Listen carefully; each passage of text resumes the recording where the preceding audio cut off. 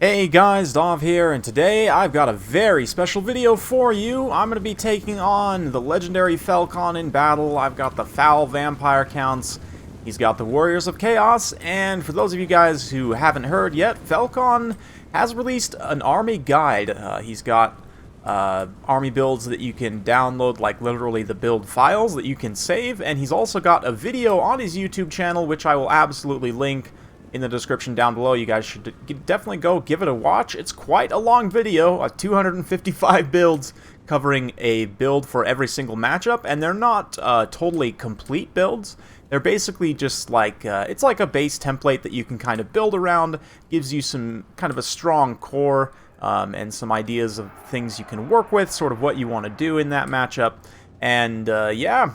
So today he's going to be taking one of those builds. I believe this is his Warriors of Chaos versus Vampire Counts build, and I have taken my old but still very relevant and valid Foot Kemmler build. For those of you guys who have never seen this, it's basically Kemmler with no spells. He's just got Krell and his sword. We've got a White King on foot, Stearnsman. Also got the Claw of Nagash, a Unholy Lodestone, a whole bunch of zombies up front, couple of spears. We've got 3 Black Knights over here, 2 Blood Knights hidden in the woods, and yeah, for Falcon's build, he's got a whole bunch of Marauder infantry, 2 Shaggoths, Archaon the Everchosen, on horseback of course, and an Exalted Hero just to round things out, and then all these Marauder Horsemen, there's 3 Horsemen and 2 Horsemasters, and I should note that all of his builds are set up for the Banner Tournament rule set, so if you guys are looking to play competitively, definitely go give those builds a look. It'll help you kind of start your journey. And as always, he mentions this in his video, and it's something that I do very much agree with. There's no universal builds, really. Like this Vampire Counts build is pretty close to that. It's about as close as you can get, I think. But even then, like, you would want to change some things to specialize it. Here, I'm going to charge in with these Black Knights. Probably a little bit of a mistake to charge them in here. They're going to get absolutely roasted by this Burning Head. Take quite a bit of damage, actually. Not to mention the Shaggoths, of course. Definitely should have peeled them out to go after these horsemen from the get-go there, but still, we're going to get a hit-and-run charge there. We did a little bit of damage to the Dragon Ogre Shaggoth, but unfortunately that Dance Macabre, we're not able to take advantage of that, because we're just taking so much damage from the get-go. Meanwhile, that... That Burning Head came in, roasted a bunch of zombies too, so that was actually really nice. But we've got a few Marauders kind of tied up over here on zombies, so I can swing these Blood Knights out and start to go after them since they've taken some damage. Meanwhile, the Black Knights are just pushing the Marauder Horsemen, Marauder Horse Masters around. However, that does separate them from the rest of my army here. Same thing with these poor zombies.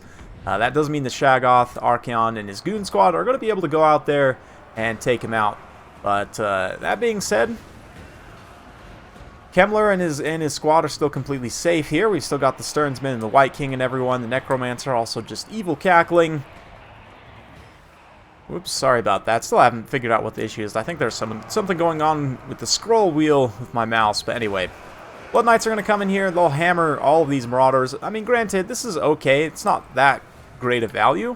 But I can just clean up these Marauder infantry and then kind of chase them off with zombies. Or, you know, just try and push them away so that as the Shaggoth and these other units come in, they won't have as much support. But here they are absolutely wrecking these Black Knights, and I'm pulling as many back towards the center line as I can, get them into the area of effect of these passive healing effects, see if we can't regenerate some models.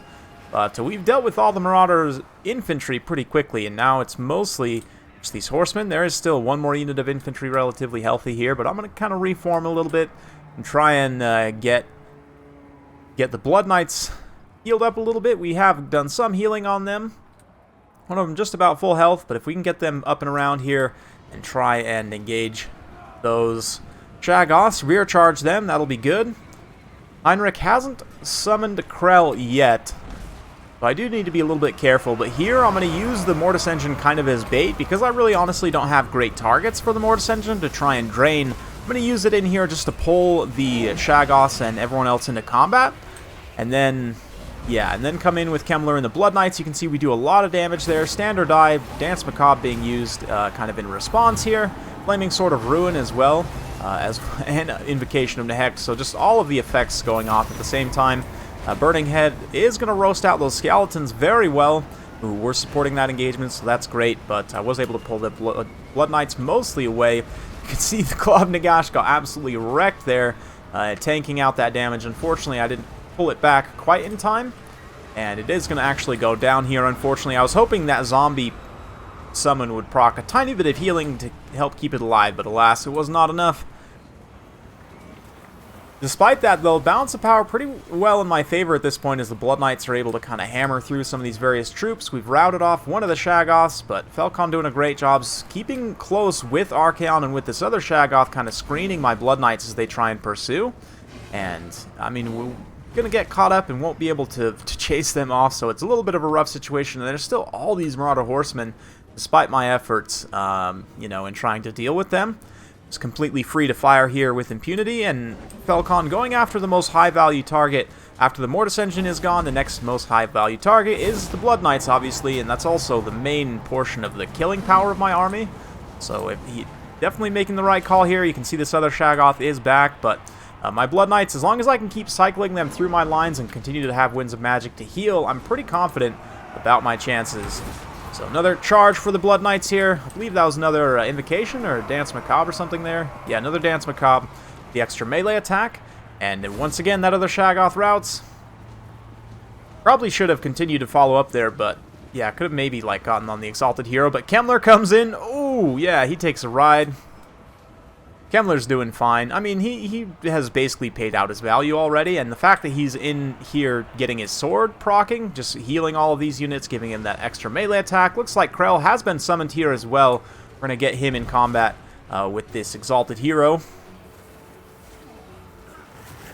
Fortunately, the Exalted Hero is able to path through and get away from Krell, so it doesn't look like Krell will get too many hits. Yeah, I'm not sure. I might have given Krell an attack order on something else right there, but I'm not sure. Yeah, it looks like maybe he's dropping his attack orders or something. A little bit unfortunate, but it is what it is. He's not super mobile. He is just a foot character, although he did stare down that Shaggoth and shatter it, so that's pretty good. But, yeah, poor Krell. Not really doing too much. He just degenerates there, so I don't know how much he actually ended up doing at the end of the day, but the issue is Archaon's actually kind of hard for Blood Knights to kill because he has so much armor and he has just such good stats. He's also a small target, right? So, like, the thing about monsters and monstrous lords, because Blood Knights can get a good surround on them on the charge, they just do so much damage. But Archaon's, you know, comparatively to, like, a Kolek, is a relatively small boy, and it's hard for the Blood Knights to get a good surround on him and get a good charge. Here, we're going to go ahead and summon up some more zombies. Blood Knights have been getting some good damage in, but they are just about out of health. That being said, balance power still slightly in my favor. It is somewhat inflated because of Kemmler and the corpse carts, and the fact that the White King is still alive as well. These Blood Knights, yeah, I mean, there's a handful left here. Able to beat these Marauder Horsemen, kind of countercharge them. This other unit's probably going to pop, though. Yeah, there's 3 of them. They have managed to gain an XP Chevron, 2 XP Chevrons on these Blood Knights. So he definitely got some work done. Super close here in the late game. Unfortunately, Kemmler meets his end at the hands of Archaon and his lieutenant here, which is not really surprising. But now, oh, look at all of the javelins. Oh, that was I don't know why that makes me so happy. The ugly Necromancer just getting all of the javelins to the face. It is appropriate. Another Burning Head. I don't have too much chaff left, but it does catch these Blood Knights and just about forces them into crumbling, which I was not going to be too happy with. But keeping them around this Unholy Lodestone, allowing them to just get a little bit more passive healing.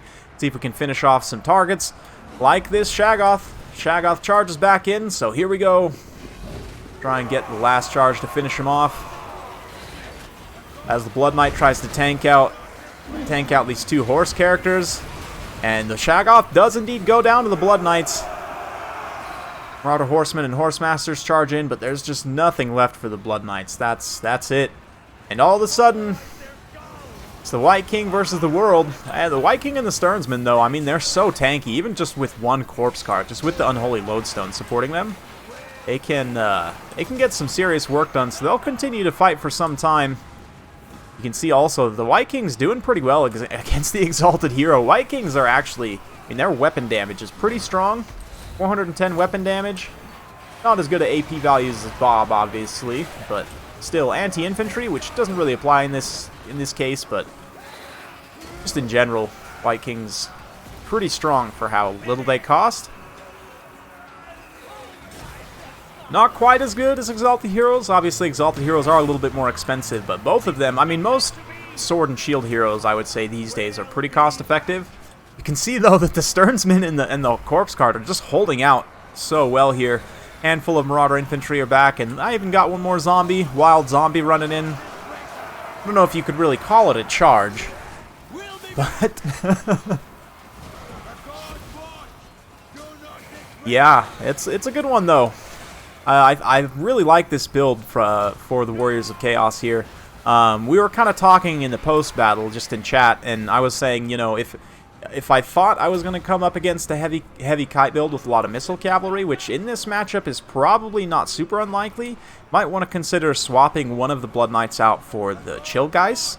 You'd have to be pretty careful not to run into units with magic damage. Chaos does have quite a bit, but potentially you can use it to slow these skirmish units and catch them, take them out.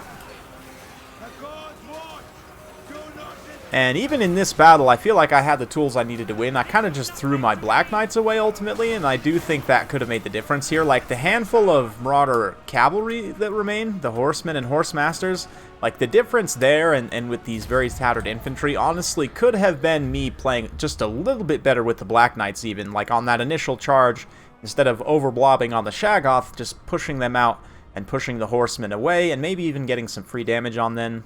I think that would have worked out.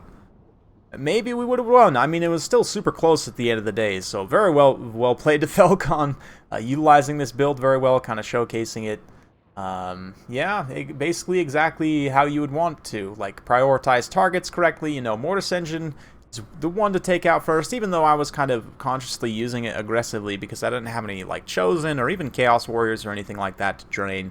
I mean, it would have been nice to have the Mortis Engine alive in the late game, and certainly that was another mistake of mine, is not pulling it back in time and allowing it to kind of heal itself back up. I could have used it to tank out a lot more damage. Like, it still had a ton of healing cap space left.